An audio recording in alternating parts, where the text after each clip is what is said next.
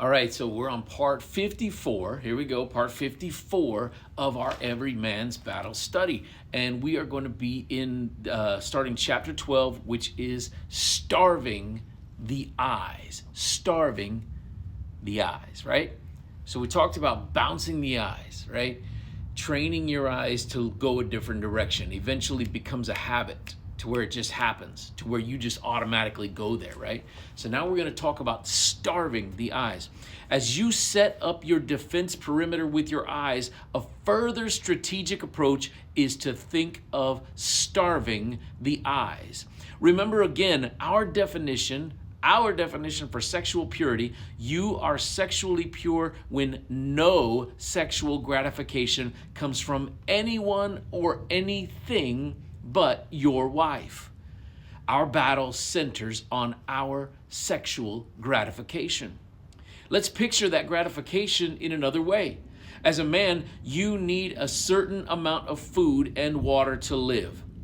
The amounts differ for each of us based on genetics, metabolism, and activity. It's even possible to suspend these needs for a while, as when fasting or limiting your food intake to lose weight. We talked before about intermittent fasting. It works in a certain way for a certain time for a certain thing. And real fasting takes you to a different level, right? There's 3 levels of fasting that are not intermittent fasting. Intermittent fasting is not one of those levels at all. It's actually a part of the first level. And so don't think that that's good, right? If you're talking about spiritual growth and you start intermittent fasting to lose weight, intermittent fasting might get you, though, however, to the place where you start a real fast, okay? So I don't want to discount that entirely. What I want you to do is because again, we're talking about 1% better makes you better, okay? Do everything you can to get better all of the time. Just don't stop at a certain level. Always be getting better, okay? So, again, limiting food intake to lose weight, so on and so forth. These are the things that work. Starving the body, hey, starving the eyes. Similarly, you require a certain amount of sexual gratification. Your sex drive may be suspended by God with a gift of abstinence, and you can adjust the required volume of sexual gratification to some extent. By controlling the sexual images entering your eyes and your mind, your system may become used to living on less, but in the end, you still have a certain volume of sexual gratification that you need to fill. Okay. And so therefore that should come from your wife, right? Bowls of gratification. Unfortunately, there's no unit of measure for sexual gratification like liters or inches, but we're going to make one up and we'll call them bowls. Imagine that your current level of sexual hunger requires 10 bowls of sexual gratification per week. These bowls of gratification should be filled from your single legitimate vessel, the wife whom God provided for you.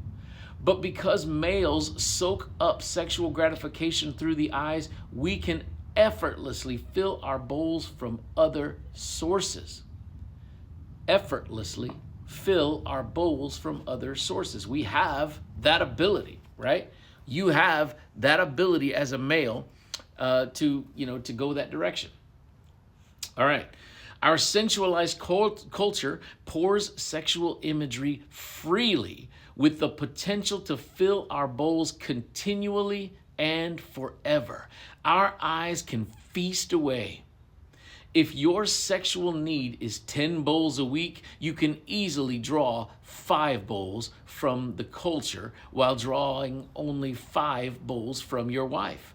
That's not the same as having intercourse 5 times a week, because we can draw sexual gratification from our wives in many ways.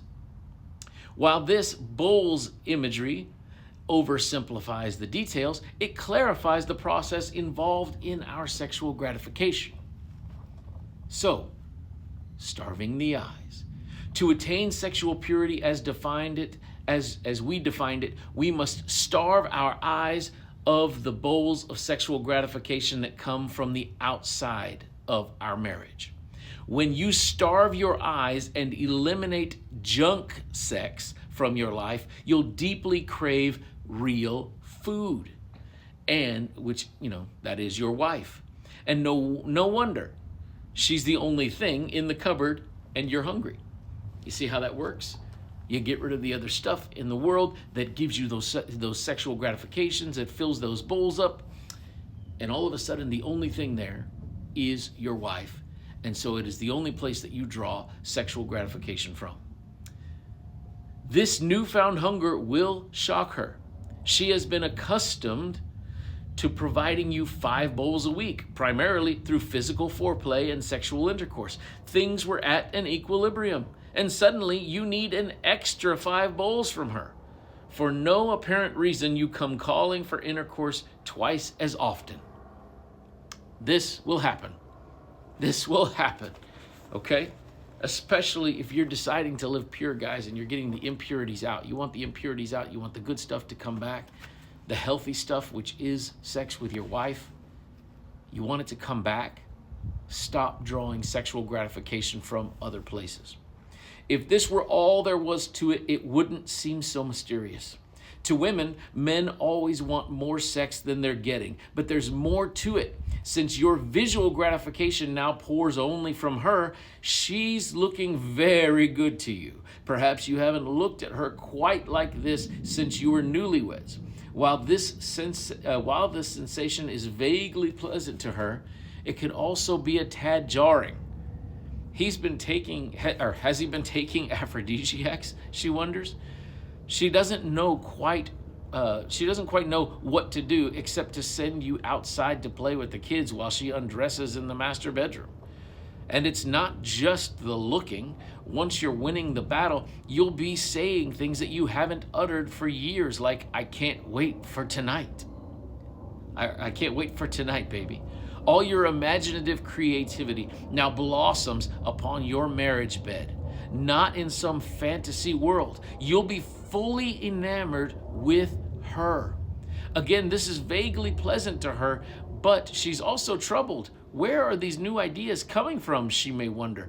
Has he been having an affair? What's going on? She's going to wonder those things about it. She's going to wonder why all of this is happening. Okay? She'll probably ask you what's going on. And once she learns what's cooking, you'll both need to find a new sexual equilibrium. The extra 5 bowls from outside the marriage must now be provided from inside the marriage. Now, here's also kind of what this looks like. So, before I get into the next section, I found this definitely happening to the point where it was like in the cartoons, like a Bugs Bunny cartoon or episodes of certain cartoons where they were starving. They haven't eaten in days, and all of a sudden the person next to them or the character next to them starts to look like a T-bone steak. This is exactly how this works. It works in that same manner. When you starve yourself of sexual gratification from the world, all of a sudden your spouse becomes, your wife becomes this T-bone steak looking thing, man. She looks like a turkey leg. You're just ready to go at it, and everything, and so the things that were not there, if you're struggling with undesire or not desiring, that will come back as well. You will begin, and why? Why are you struggling with undesire? Because of pornography, because you're getting sexual gratification from other areas in your life. And if you're not having an affair, you're probably looking at pornography. If you're not looking at pornography, you're definitely seeing the women on the outside world. You're looking at things and getting gratification from other things, but as soon as you cut those things off, you get those things out of the pantry, the only food that's in your pantry is the one pure thing that God intended for you to have, and that makes you pure. Also makes you want it more. But like they said here, you're going to find a new equilibrium also, okay? And that's going to happen. We'll talk more about that in the next video and as we go on, all right? So ask the questions, meet me in the comments, repost the videos, like us, follow us, and we'll talk to you later.